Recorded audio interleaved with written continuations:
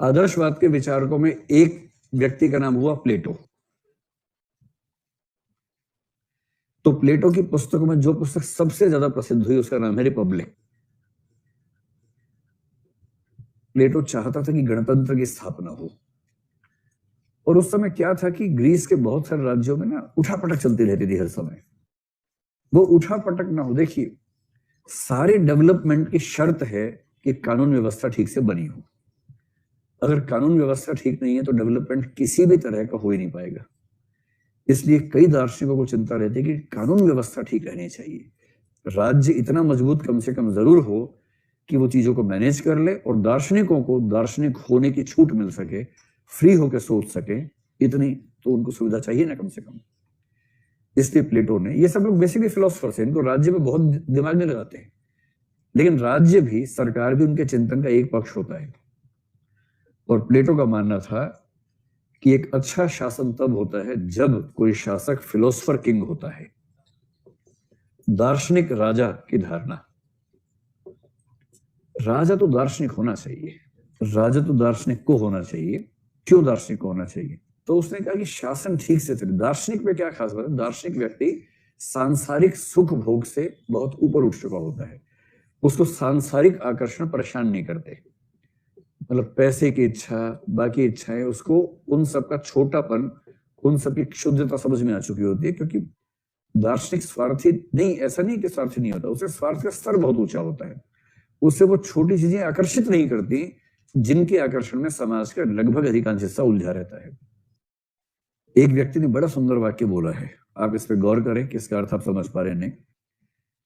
संत वह नहीं है जो संसार से हार मान लेता है, संत वह है जो अगर संसार में आ जाएगा तो सबको हरा देगा, पर उसको पहले से पता है कि इस रेस में दौड़ना ही बेवकूफी है।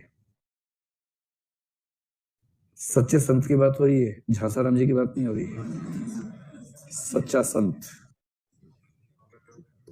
सच्चा संत वो होता है, वो संसार से भागता नहीं, उसको संसार से दिक्कत नहीं कि मैं संसार में जाऊंगा, नौकरी करूंगा, व्यापार करूंगा, चल पाऊंगा या नहीं चल पाऊंगा, ये सब मामला नहीं है।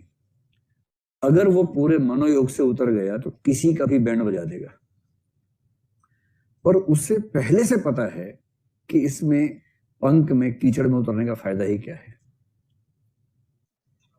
एक कथन एक मोटिवेशनल थिंकर ने बड़ा अच्छा यूज किया है, the best thing about the rat race is that even if you win you are still a rat. कई लोग यूज करते हैं इसको।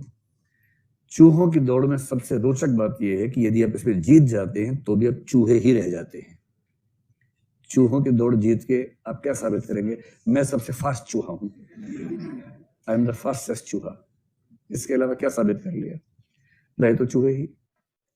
और जिसने चूहों की दौड़ को देखा और खुद बाहर निकल गया कि चूहे दौड़ रहे हैं, मैं देख रहा हूं, कोई चूहा कहेगा तुम हार गए, तुम आए ही नहीं, खैर मैं क्यों आऊं?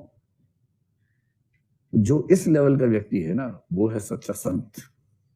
फिलोसफर किंग उस लेवल का व्यक्ति है, उसे वो वासनाएं प्रभावित नहीं करते जिन वासनाओं के लोग जान दिए रहते हैं। पैसा कमा ले, ये कर ले, वो कर ले, सत्ता कमा ले, ये सब उसको परेशान नहीं करता, प्रभावित नहीं करता है। ऐसे बहुत सारे आईएएस हैं जिनको लाल बत्ती प्रभावित नहीं करती है। लाल बत्ती मिलती है, अब तो खैर नहीं मिलनी बंद हो गई, जब थी तब भी यूज भी करना ही पड़ता था उनको, लेकिन उनको कभी वो चार्म नहीं रहता कि मेरे पास ये अधिकार है। ऐसे कई आईएएस आईपीएस होते हैं जो अपने मातहत लोगों को बोलते हैं कि सलाम मत ठोकना मुझे भूल के भी। जब वो उतरते हैं ऑफिस जाते को सलाम ठोके, पहले उसी खबर लेते, क्यों सलाम ठोका?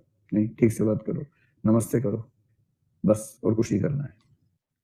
मतलब मैं आईएएस बन गया तो तुम बोने थोड़ा ना हो गए, तुम मनुष्य से नीचे थोड़ा ना चले गए, तुम भी मनुष्य हो, मैं मनुष्य हूं। संयोग से मैंने एक एग्जाम दिया, संयोग से पास हो गया, तुम्हें वो परिस्थितियां नहीं मिली, मौका नहीं मिला, नहीं बन पाई, इतना ही तो अंतर है।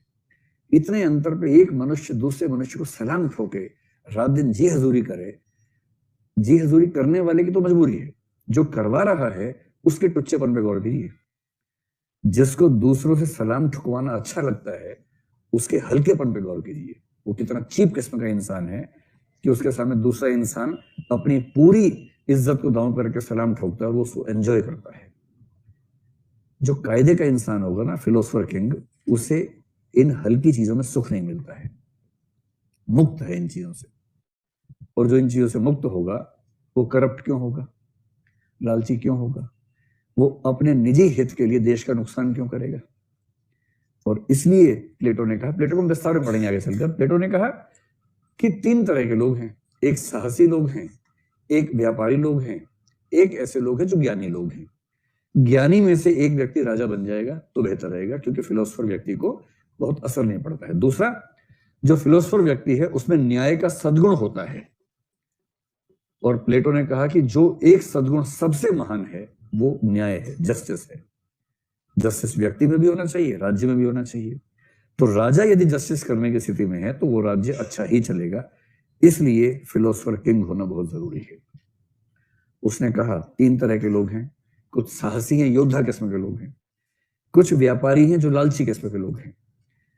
यदि आपने किसी व्यापारी व्यक्ति को राजा बना दिया तो वो देश को बेच खाएगा, अपने स्वार्थ के लिए देश को बेच देगा।